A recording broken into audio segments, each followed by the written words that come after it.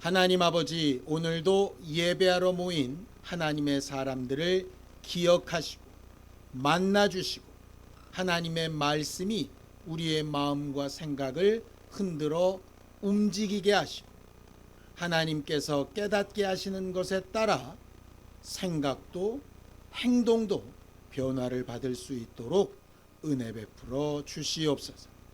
믿음으로 헌금한 손길들 위해 복을 주시고 하나님의 약속을 믿고 행동한 일에 반드시 약속하신 대로 갚아주셔서 우리의 믿음이 헛되지 않은 것을 언제 어디서나 확신하여 말할 수 있도록 역사하여 주시옵소서.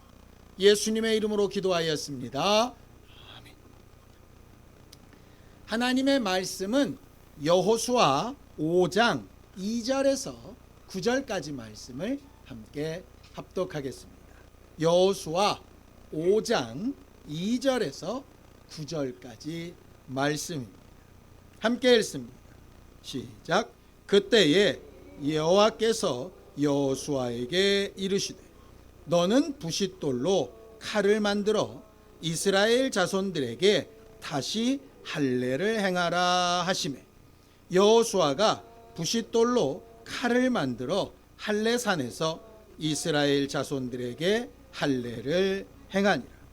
여호수아가 할례를 시행한 까닭은 이것이니 애굽에서 나온 모든 백성 중 남자 곧 모든 군사는 애굽에서 나온 후 광야길에서 죽었는데 그 나온 백성은 다 할례를 받았으나 다만 애굽에서 나온 후 광야길에서 난 자는 할례를 받지 못하였습니다.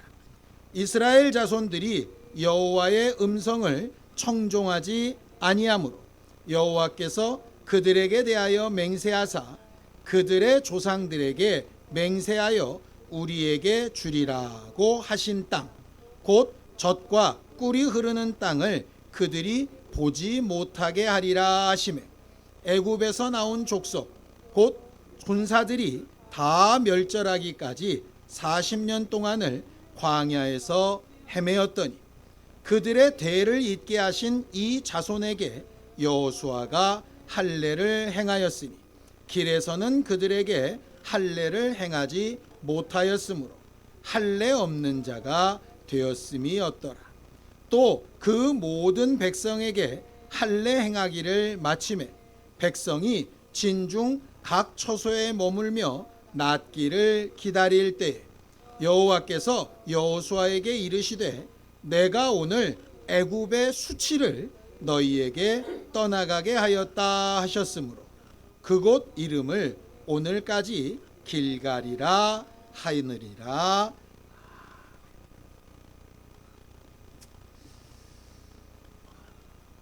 요즘 세상 이야기를 듣고 보다 보면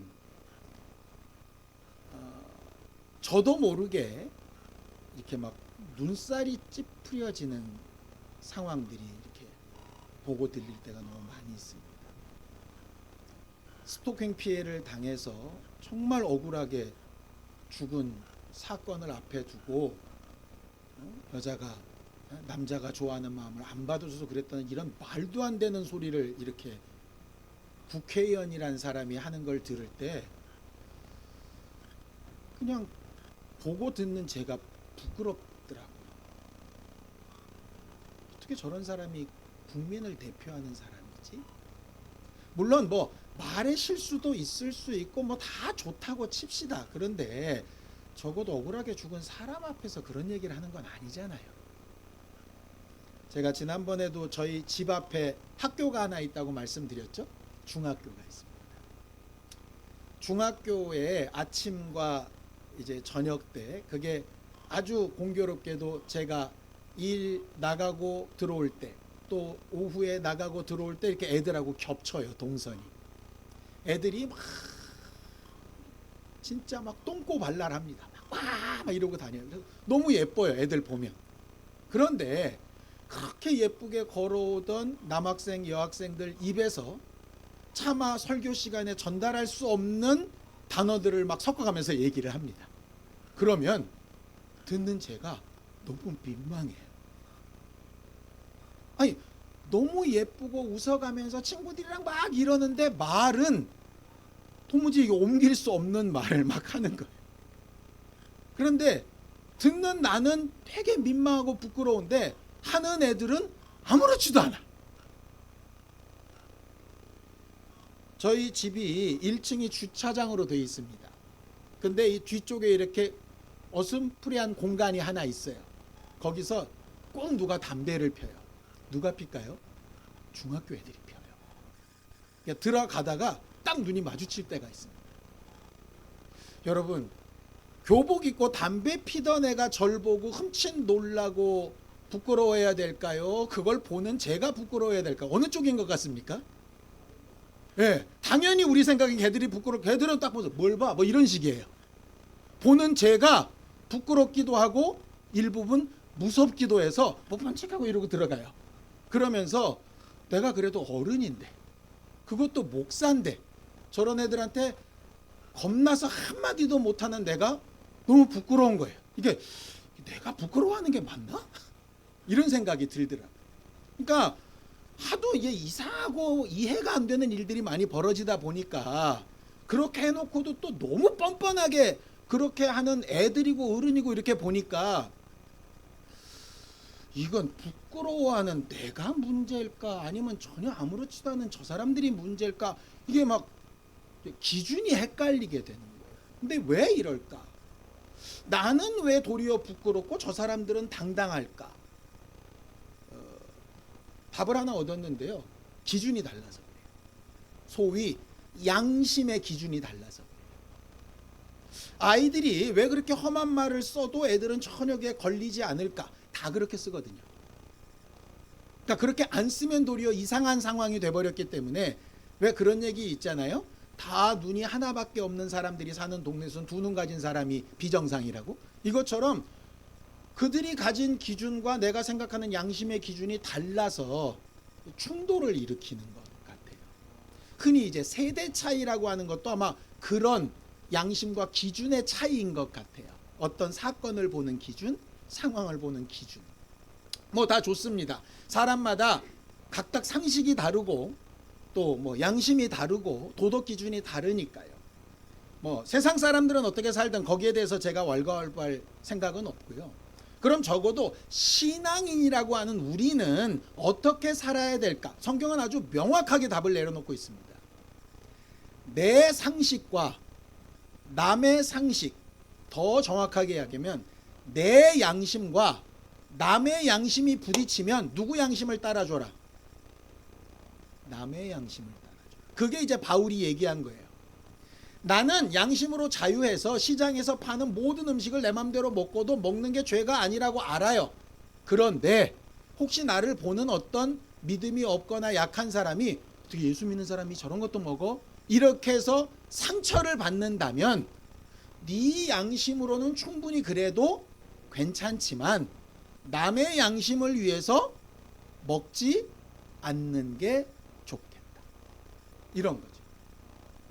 그러니까 일반 사람들한테는 말하고 싶지 않은데 적어도 신앙인의 기본은 뭐냐?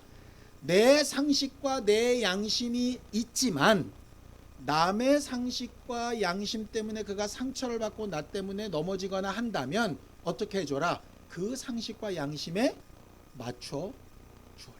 그럼 다 남의 상식에 맞춰서 나는 없고 그렇게 살면 될까? 그건 아니죠. 남의 양심이나 상식보다 더 앞서는 거 하나 있죠. 그게 뭡니까? 그러니까 예를 들어 나는 내 생각에 이게 명절날 제사상에 절하면 안 돼. 그런데 우리 아버지 어머니의 양심과 상식은 해야 맞아. 그러니까 나는 절해줘야 돼. 이렇게 되면 안 되잖아요. 그 앞에 앞선 게 뭐예요? 하나님이 하지 말라, 하라 하신 말씀이 있다면 그게 이제 그 앞에 서는 거죠. 신앙인들이라면 요 세 번째 기준에 대해서는 아무도 뭐라고 하지 않아요. 하나님의 기준이 앞이다 하는 거예요. 그런데 왜 예수 믿는 사람들이 전도가 안 되고 문제가 생길까? 이 두 번째, 세 번째가 자꾸 헷갈리는 거예요. 첫 번째는 하나님의 기준이 맞아요. 하나님의 기준에 합당하다면 그 다음에 뭘 먼저 보라고요? 남의 양심과 기준을 봐야 되는데 자꾸 내 기준과 양심으로 돌아온다. 그러다 보니까 비난하고 비방하고 꺾어지고 이렇게 되는 거죠. 이거를 하루아침에 되지 않기 때문에 말씀이 생각나게 하시고 성령으로 감동해 주시고 하는 겁니다. 제가 2주 전인가요? 하나님께서 말씀하신 법칙 가운데 뭐가 있다 그랬습니까? 역지사지. 내 입장에서 생각하지 말고 상대의 입장에서 생각하는 게 하나님의 가장 좋은 법이라고 얘기했잖아요. 우리 양심의 기준을 거기에 이렇게 맞춰봤으면 좋을 것 같아요. 하나님은 본래 하나님의 양심과 하나님의 기준으로 보면 도무지 용납할 수 없는 우리를, 죄인되고 말도 안 되는 우리를 용납하시고 참아주시고 기다려주시고, 아까 찬양한 것처럼 못 박힌 손에 가시 면류관 쓰신 상태에서도 그냥 열고 들어오셔도 되는데 열릴 때까지 계속 두드리시는 그런 수고를 통해서 하나님과 좋은 관계가 될 수 있도록 우리의 사정에 맞춰서 기다리시고 역사해 주신 분이 하나님이세요. 그리고 사도 바울은 성령의 감동을 받아서 그렇게 구원받은 우리가 제대로 교회가 되어져 가기 위해서 꼭 필요한 것이 있는데 그게 두 가지가 있다라고 이렇게 말을 하는 겁니다. 말씀을 좀 보죠. 디모데전서 1장 18절에서 19절입니다. 함께 읽습니다. 시작. 아들 디모데야, 내가 내게 이 교훈으로서 명하노니 전에 너를 지도한 예언을 따라 그것으로 선한 싸움을 싸우며 믿음과 착한 양심을 가지라. 어떤 이들은 이 양심을 버렸고 그 믿음에 관하여는 파선하였느니라. 올바른 하나님과의 관계, 제대로 된 교회, 하나님이 기뻐하시는 사람이 되기 위해서 두 가지가 필요한데 뭐라고요? 믿음과 착한 양심. 그런데 저가 그렇게 배우기도 그랬고 그렇게 가르치기도 했는데요, 우린 항상 뭐라고 얘기합니까? 오직 믿음. 성경은 그렇게 말하고 있지 않은데 우리는 항상 오직 믿음 이렇게 얘기한 거예요. 착한 양심이 사라져버렸어요. 착한 양심은 율법이 있기 전에도 율법의 역할을 하는 것이었다고 로마서에 말하고 있습니다. 그런데 우리는 복음을 받으면서 율법 거의 버려버렸잖아요. 그런데 거기 뭣도 버려요? 착한 양심도 버려요. 그럼 뭐만 남는 거예요? 은혜 받고 방종한 것만.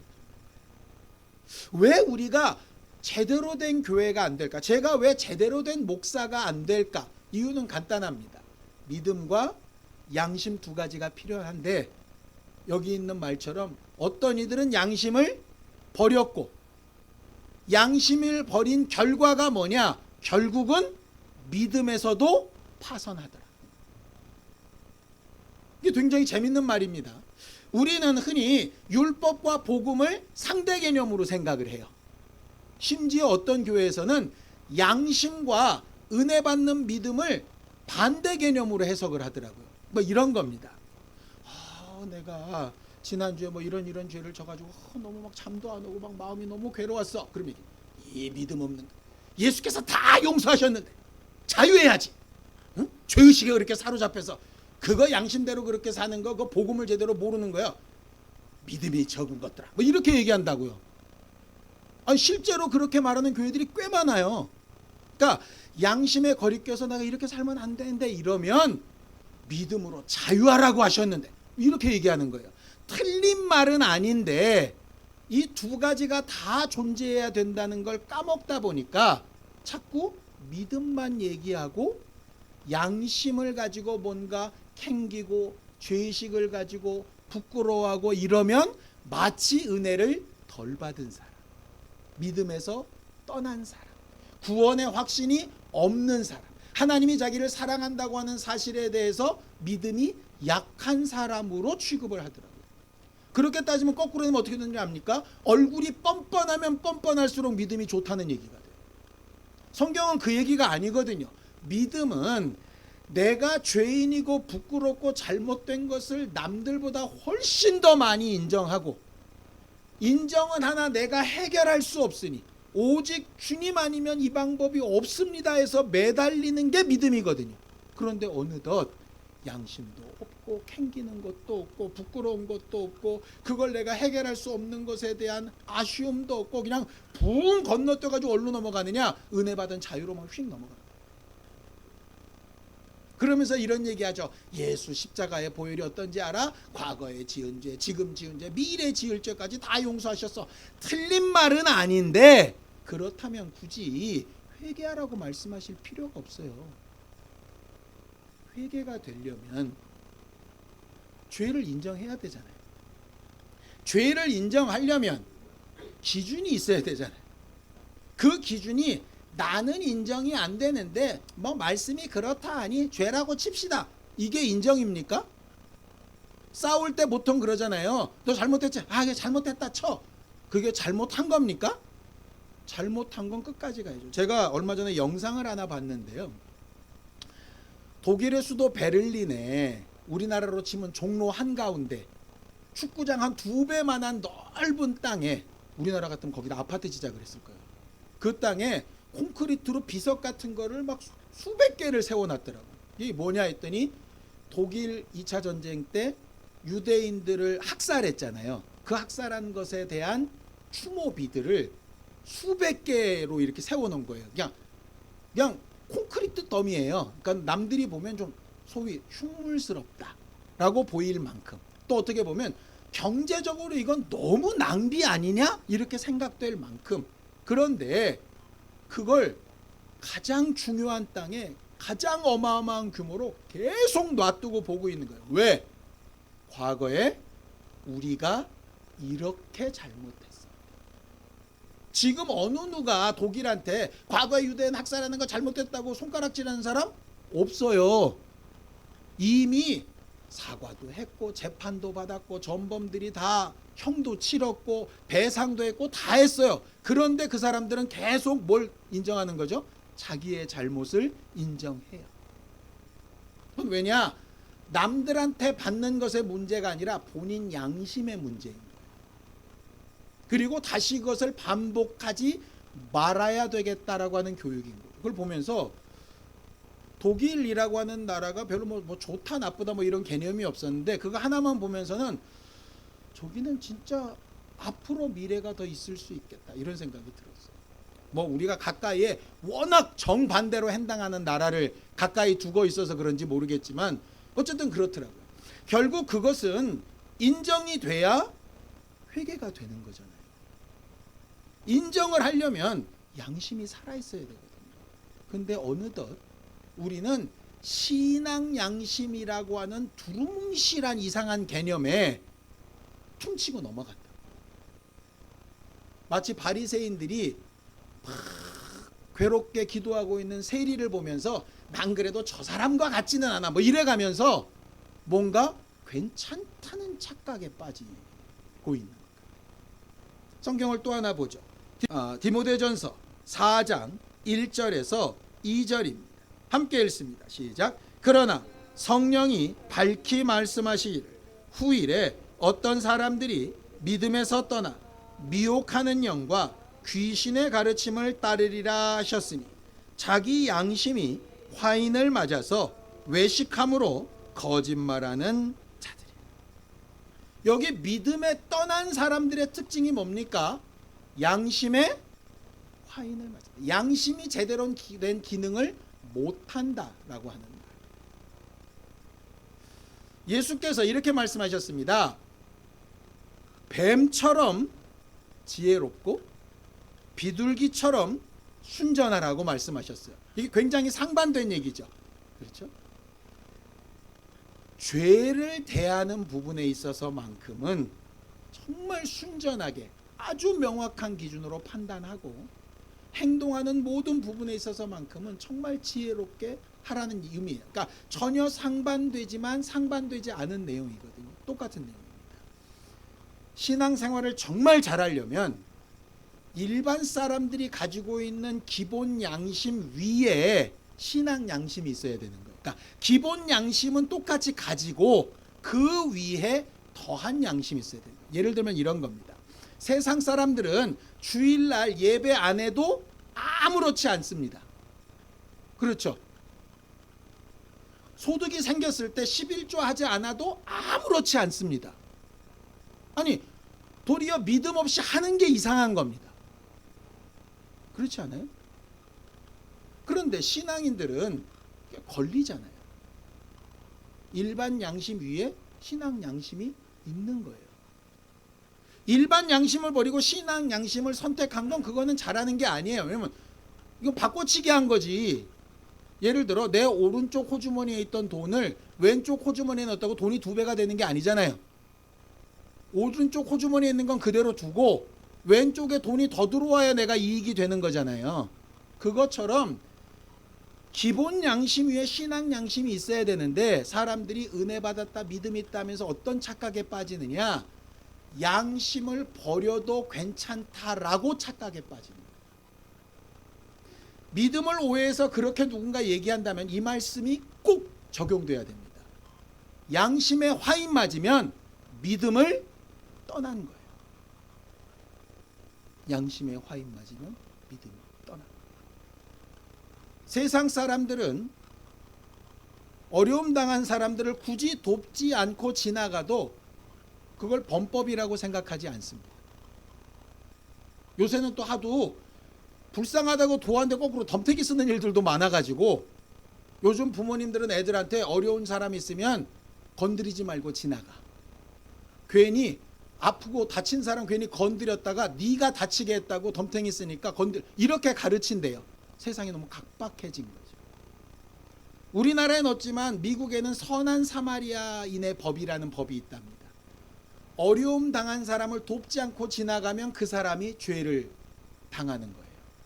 그건 굉장히 성경적인 기준에서 만들어진 법이죠. 그러니까 세상 사람들은 어려운 사람을 보고 도우면 잘하는 거, 지나가도 누가 뭐라고 할 수 없는 거, 이렇다면 신앙인의 삶은 어려움 당한 사람을 도우면 정상적인 거, 모른 척하고 지나가면 잘못한 거, 이렇게 돼야 정상적인 기준이라는 얘기예요. 이해가 되시죠? 결국 나는 어떤 기준과 양심으로 사느냐를 돌아보면 내가 신앙인이냐 아니냐가 판가름이 나게 된다는 거예요. 오늘 본문에 보면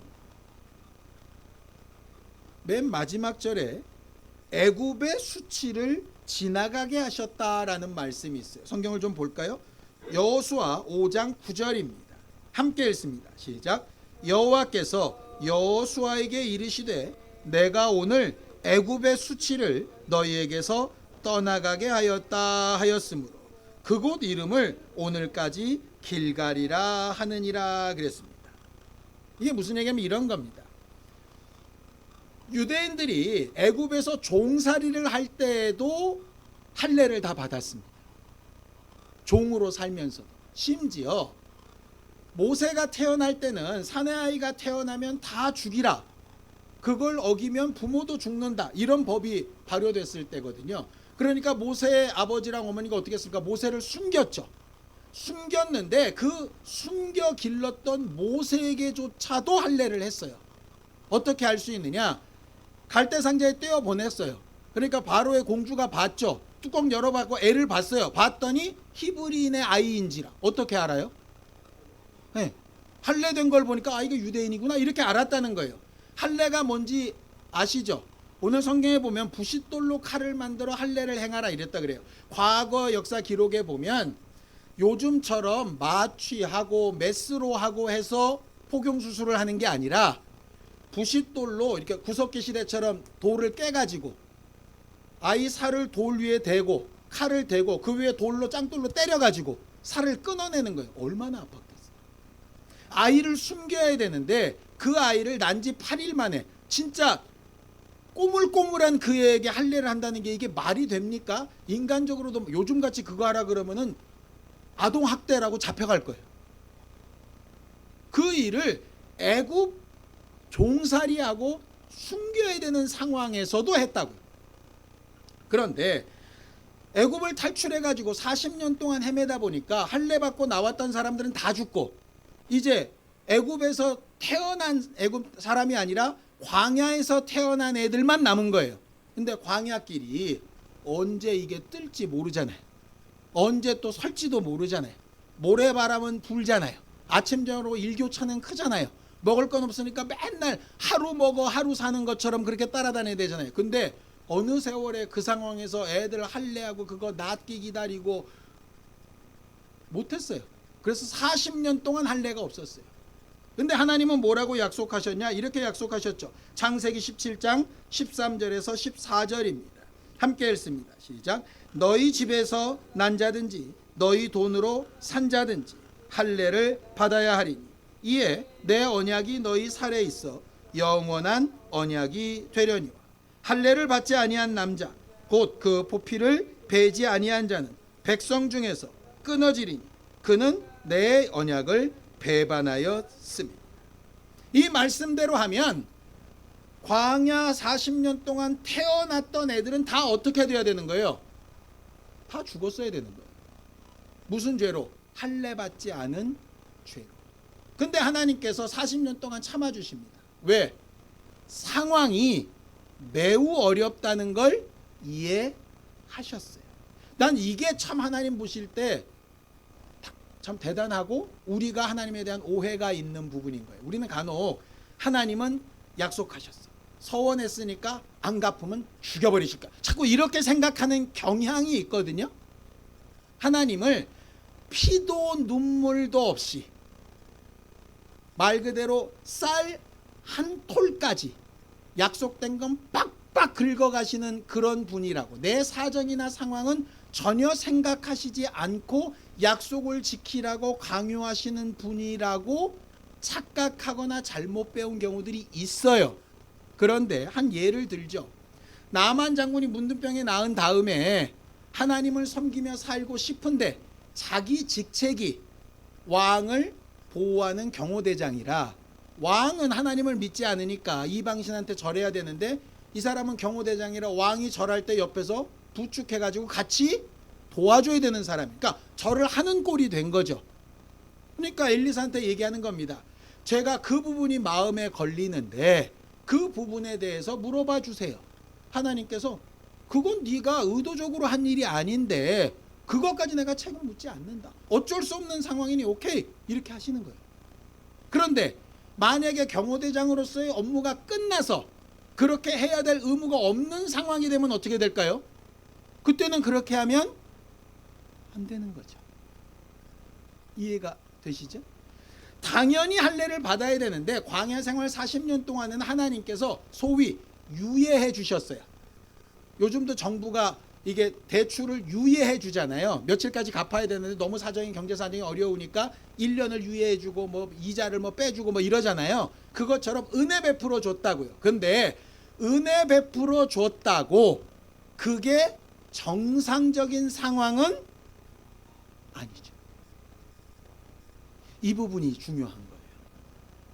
40년 동안 할례를 받지 않고 살다 보니 이스라엘 사람들이 처음에는 할례 해야 되는데 이렇게 살다가 40년을 그렇게 살다 보니까 이제는 할례 안 하는 거에 익숙해졌어요. 그러다 보니까 또 이제 와서 또 무슨 이렇게 되는 거죠. 딱 무슨 사정이랑 똑같냐면 코로나 상황에 우리랑 똑같은 거예요. 코로나 상황에 막 여러 가지로 막 확장될 수 있으니 모이는 예배를 좀 멈춰 주십시오. 당연히 남의 양심을 위해서 멈춰야 맞죠. 그죠? 또 모일 수 있게 됐는데도 가족들이나 여러 사람들이 우려가 많고 특별한 어떤 직종에 있는 사람들은 함께 할 수 없대요. 우리 모교육에 되는 이종성 목사님 자녀분들도 교회를 못 나온대요. 하는 직종이 정부의 중요한 역할을 하고 있는데 그 자녀들은 각서를 쓴대요. 그런 부분에 사람들 모이는데 코로나 기간 동안 별도의 명령이기까지 참여하지 않기로. 그러니 못 나오고 그냥 영상으로만 보는 거예요. 어쩔 수 없는 부분이잖아요. 그렇죠? 아니 그걸 직장을 그만두든지 이렇게 해야 되는데 그럴 수는 없는 상황이니 유예하신다고요. 오케이. 그런데 그렇게 유예하셨다고 그게 정상은 뭐가 회복이 돼야 됩니까? 처음에 이러면 안 되는데 하는 마음이 40년 후에도 맞아, 그랬으면 안 됐어, 이렇게 돼야 되는데 40년 되다 보니까 지금까지 갑자기 안 하다가 또 왜 이렇게 또 시키냐, 이렇게 되는 거예요. 너무 당연한 게 아닌 게 돼요. 신한 양심이, 하나님 앞에 세워져야 될 양심이 무너지니까 주일날 예배를 안 나가도 전혀 안 부끄러운 거예요. 교회에 함께하지 않아도 전혀 안 부끄러운 거예요. 안 하니까 편하고 좋네, 이렇게 되는 거예요. 그런데 그게 전혀 캥기지도 않는 거예요. 마치 아이들이 막 험한 소리를 막 자기들끼리, 학생들끼리 쓰다 보니까 남들이 들으면 눈살이 찌푸러지는데 자기들은 뭐 이게 평상시 삶이 이런 거지, 이런 거랑 똑같아진 거예요. 이제 3년 코로나 지나고 나서 목사님들이 공히 얘기합니다. 여러분 예배 나오셔야 됩니다. 11조 하셔야 됩니다. 전도하셔야 됩니다. 이러니까 세상이 변했는데 이렇게 나온대. 그러면 뭐는 남냐? 나는 자유한데 하나님 앞에 뭐가 남아있느냐? 오늘 성경에 있는 대로 수치가 남아요. 내가 유예하고 봐줬으나 옳은 것은 아닌데, 마치 그게 익숙해져서 옳은 걸로 착각해버리면 너는 자칫 잘못하면 선한 양심에서, 내가 세운 양심에서 떠날 수 있어. 아까 말씀드렸죠? 그 양심에서 떠난 것이 처음에는 믿음과는 별개일 수 있는데 이 양심이 계속 상실이 되면 어떻게 된다고요? 결국은 양심의 화인을 맞아서 믿음에서조차 떠나게 될 위험이. 그러니 하나님께서 데려오는 거예요. 부모가 아이가 한 개 잘못할 때 야단칠 경우도 있지만 2개, 3개, 4개 될 때까지 계속 참고 경고만 하는 경우가 있죠. 왜냐? 건건이 닿으면 맨날 두들겨 패야 되잖아. 계속 경고합니다. 경고만 계속 하다 보니까 애들한테 점점 부끄러움과 수치와 두려움의 강도가 낮아지는 거예요. 지난번에도 그냥 넘어간다, 이번에도 넘어가겠지. 지난번 거짓말도 속아줬는데 이번 거짓말도 속아주겠지, 이렇게 넘어가는 거예요. 그러다가 안 되겠다 싶어서 딱 징계가 오면 잘못했습니다가 아니라 지난번에도 그냥 넘어가 놓고 이번엔 왜 이러는가, 이렇게 나오는 거예요. 그걸 뭐라고 부르죠? 적반하장이라고. 우리 신앙생활이 그렇게 되면 안 되는 거죠. 적어도 은혜를 베풀어 주셨을 때는 은혜를 받아 잘못된 것을 책임지지 않고 용납을 받았을지라도 뭐가 옳은지 그른지는 제대로 세워야 되잖아요. 그리고 회복해야 될 때 원래 삶으로 돌아가야 되는 거잖아요. 그런데 안 가는 거죠. 그냥 자유한 거예요. 그러면 은혜 위에 다시 시작되는 삶을 살 수 있겠습니까? 은혜를 잘못 받게 되는 거예요. 그래서 오늘 얘기하는 겁니다. 다시 할례를 받고 할례에 순종한 때부터 뭐라고 하니까 수치가 굴러가서 다시 제대로 된 기준이 세워졌다, 이렇게 돼요. 교회들이 예배가 회복되고 모임이 회복되고 함께 서로를 돌아보고 전도가 회복되고 만나는 사람한테 내가 믿는 믿음에 대해서 말하는 것이 회복돼야 됩니다. 그동안은 못한 거 인정합니다. 상황이 그랬다는 거 저도 인정합니다. 그럴 수밖에 없었다는 거 10분 이해합니다. 그랬습니다. 근데 이제는 어떻게 할까요? 여호수아한테 하나님이 말씀하시는 것처럼, 혹시 엠마오로 가는 두 제자에게 말씀하시는 것처럼, 혹시 지금 야, 이제 기준을 다시 세우고 올바른 것이 뭔지 신앙 양심을 회복하고 그동안은 당연한 듯 살았지만 이게 당연한 게 아니지 라고 마음과 생각을 회복하고 할 때가 됐어 라고 말씀하시는데 그 말씀이 들리지도 않고, 들리는데 심장을 뜨겁게도 안 하고, 뜨겁게 했는데 귀찮아 이렇게 내리 누르고 이래버리면 그럼 이제 어떻게 될까? 두려워. 그래서 사실 오늘 설교를 전달하기가 사실 좀 조심스럽기는 한데요. 옛날로 돌아가자 뭐 이러는 것 같아서 조심. 옛날로 돌아가자는 얘기가 아니고요. 여기서 다시 한번 생각해 보자는 거예요. 내가 정말 옳은 방향 제대로 된 길로 가고 있는지, 성령 안에서 말씀 앞에서 자기가 그렇다면 자유할 수 있어요. 괜찮아요. 그런데 그렇지 않다면 다시 한번 생각과 마음을 정리해 볼 필요가 있지 않느냐. 성경을 한 구절만 읽고 마치려고 합니다. 스바냐서 3장 5절입니다. 함께 읽습니다. 시작. 그 가운데에 계시는 여호와는 의로우사 불의를 행하지 아니하시고 아침마다 빠짐없이 자기의 공의를 비추시거늘 불의한 자는 수치를 알지 못하는. 마치 해가 날마다 떠오르는 것처럼 때마다 하나님은 하나님의 기준과 선한 양심을 우리에게 비추시거늘 불의한 자는 느껴지지도 않고 인정도 안 되고 바꾸려지도 않는 수치가 없는 사람이 된다.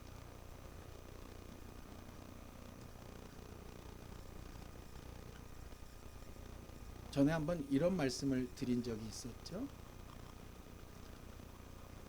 과거에 어떤 교회에서 저한테 이렇게 물었습니다.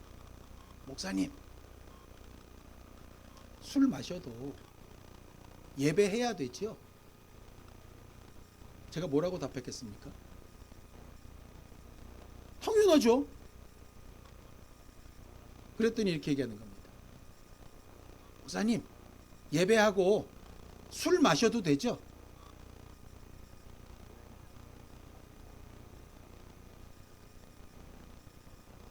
그건 좀 이상한데요. 그러니까 아까는 술 마셔도 예배해야 된다면서요. 예. 그러니까 예배하면 술 마셔도 되는 거잖아요. 이걸 같다고 봐야 되나? 그래서 얘기했어요. 예배 시간에 두꺼비 한 잔 놓고 소주 한 놓고 따라 마셔가면서 예배하실 수 있으면 드세요. 에이 이러더라고. 그거 못 하시잖아요. 그건 부끄럽다는 얘기잖아요. 부끄러운 걸 왜 물어봐요? 이미 답이 나왔고.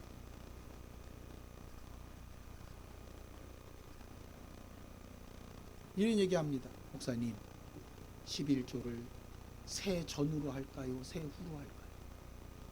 제가 뭐라고 답했습니까? 편하신 대로 하세요. 근데 왜 물으십니까? 새 후로 하려니까 찝찝하대요. 찝찝하면 새 전후로 하세요.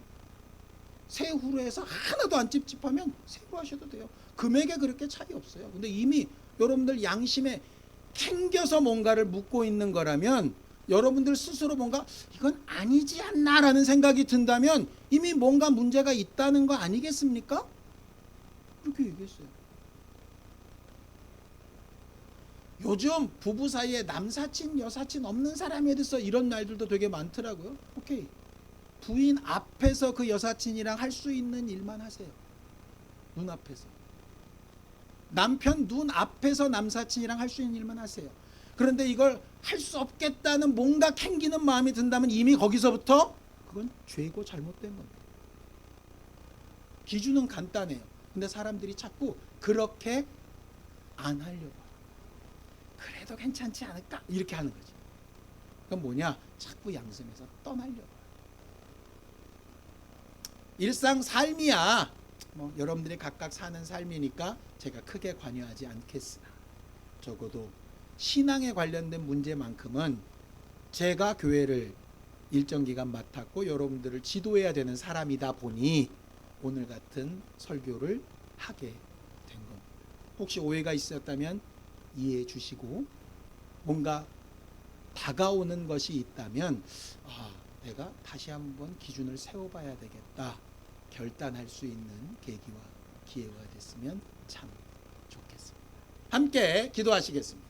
하나님 아버지, 우리 모두를 도우시고 인도하셔서 하나님이 우리에게 생명을 주시고 주 예수 보혈의 은혜로 새 힘을 주시고 하나님의 자녀가 되는 삶을 살게 하시고 하나님의 뜻을 기억하고 발견하고 찾아가며 행동하게 해주신 모든 일들의 선한 양심과 믿음이 바로 세워지게 하여 주셔서 하나님 앞에도 사람들 앞에도 부끄럽지 아니하고, 또 부끄럽고 수치스러운 일은 즉시로 인정하고 회개하고 돌이켜서 하나님의 사람 된 증거가 나타나는 우리 모두가 되도록 역사하여 주시옵소서. 예수님의 이름으로 기도하였습니다. 아멘.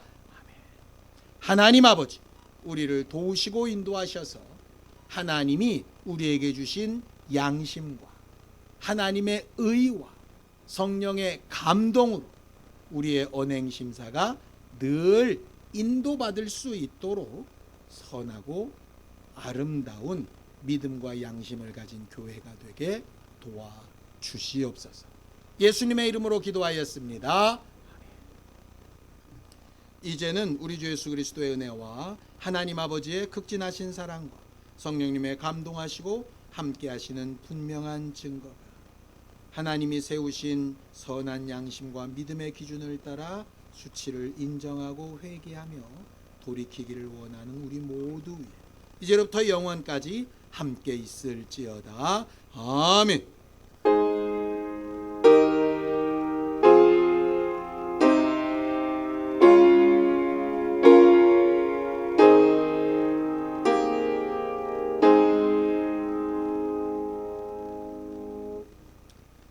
2022년에 4분의 1이 남았습니다. 이번 주 또 이번 달 남은 시간 동안에 하나님 앞에 은혜로 다시 시작하고 새롭게 세워지는 우리 모두가 되기를 바랍니다. 감사합니다. 수고하셨습니다.